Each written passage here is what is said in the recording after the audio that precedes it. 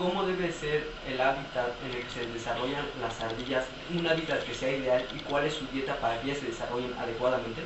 Bueno, para empezar, pues hay que especificar que la ardilla gris que habita aquí en la cuenca del Valle de México, que es donde se ubica el Distrito Federal, pertenece a la familia Ciur. Su nombre científico es Cirrus aureogaster, y es una especie que no solamente ha demostrado facilidades para adecuarse a la ciudad, sino que también muestra una adaptación bastante fuerte a hábitats perturbados e influencia del hombre. Su hábitat ideal, aquí en el Distrito Federal, se ubica en la parte del Desierto de los Leones, en la parte de Ajusco y en la parte de Barrés, cerca de la reserva de San Miguel Topilejo. ¿Qué tipo de vegetación encontramos allí? Encontramos bosque de pino, algunos encinos, abies, que son árboles que sobrepasan los 20 metros y que además se alimentan de conos de pino, se alimentan de algunas bellotas de encino y también pueden consumir algunos frutos, pero esto depende de la estacionalidad. Por lo regular se alimentan, se mueven de bosque a bosque siguiendo el patrón de florecimiento. Entonces, también lo que encontramos en la ciudad es que ha cambiado su dieta, porque por lo regular ya en bosques como Viveros de Coyoacán no existen tantos árboles altos y existen otro tipo de árboles que cuando no están floreciendo o cuando no hay cantidad de recursos para ellas, lo que hacen es recurrir tanto a la basura, a recoger lo que encuentran, o acercarse a la gente y como ellos les facilitan el alimento, comen desde cacahuates, papitas y demás frutas. Porque en este aspecto, esta dieta de comer basura y comida que les proporcionan los seres humanos, ¿qué favorece o qué impide para su crecimiento? ¿Qué efectos tiene en su desarrollo?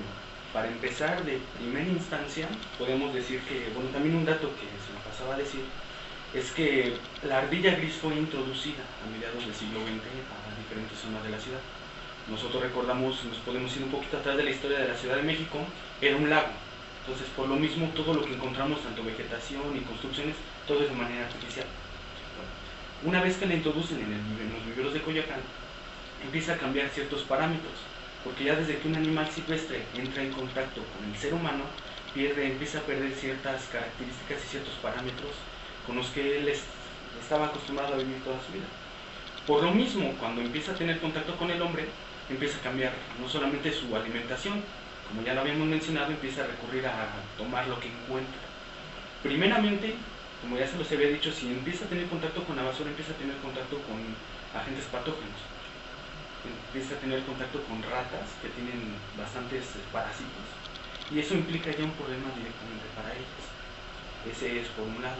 Otro es que empiezan a subir de peso, empiezan a cambiar sus patrones reproductivos y empiezan a aumentar, a veces aumentan las poblaciones.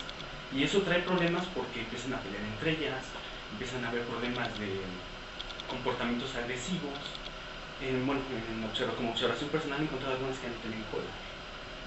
Entonces es por lo menos que han estado empezando a pelear entre ellas por los recursos, porque es un arma de dos filos para ellas, porque entre más recursos hay, más alimento tienen para tener más hijos, pero eso crea hacinamiento.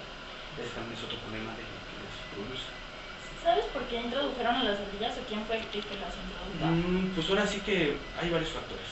Uno, principalmente porque hay gente que las agarra, a veces las pretenden tener como mascota y como ven que no se domestica tan fácil, la sueltan en cualquier bosque. Ese es un problema muy fuerte, que incluso no solamente pasa con ardillas, pasa con gatos, perros y demás. Otro problema importante es que luego la gente, por ejemplo, entra a los bosques, no sé, entra a Jusco y demás, y a veces se suben a los carros y demás, y a veces la traen y pasa por aquí y se sube. Ese puede ser otro problema. No necesariamente en zonas conservadas, sino que eso pasa, por ejemplo, hay gente que va hacia Chapultepec y ahí se sube. Entonces les llega a pegar por alguna razón, o en los camiones de basura llegan a pasar cerca de otro bosque y se bajan. Eso también está reportado, que lo han visto.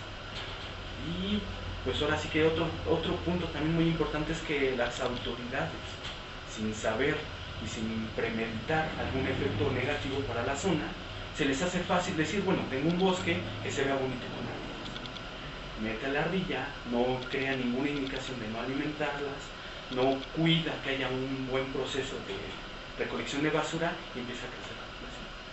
¿Hay consecuencias directas o daños que puedan proporcionar al parque esta superpoblación de Sí, ardillas? sí, claro, está en un estudio hace 2 o 3 años, en 2010, de parte de Morasense.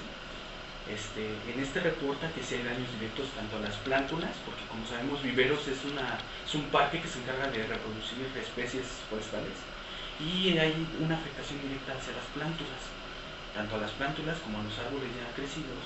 Estas tienden a desgarrar con sus uñas o con sus dientes la corteza, lo que hace que se abra y ahí entran patógenos y empiezan a enfermar al árbol. ¿Sí? Eso es directamente. Además de pues, también las afectaciones que puede llegar a tener a la gente, que se le acerca, pues soltar algún parásito. ¿Qué tipo de enfermedades pueden Bueno, transmitir las ardillas? según el jefe de gestión forestal de los viveros, bueno, eso también lo dijo en una conferencia, dicen que puede pasar la peste, la fiebre bubónica. Puede haber esa afectación, la infección por parásito, ectoparásitos de la fiebre, son los ácaros, las garrapatas, y demás se pueden subir, porque los comparten con las ratas. Pues también, incluso su mordida, que es poco frecuente, puede producir ciertos problemas de infección, hinchazón y demás. La rabia es poco probable porque en roedores no tiene ese tiempo para poder afectar a una persona. ¿Y qué opina de que el policía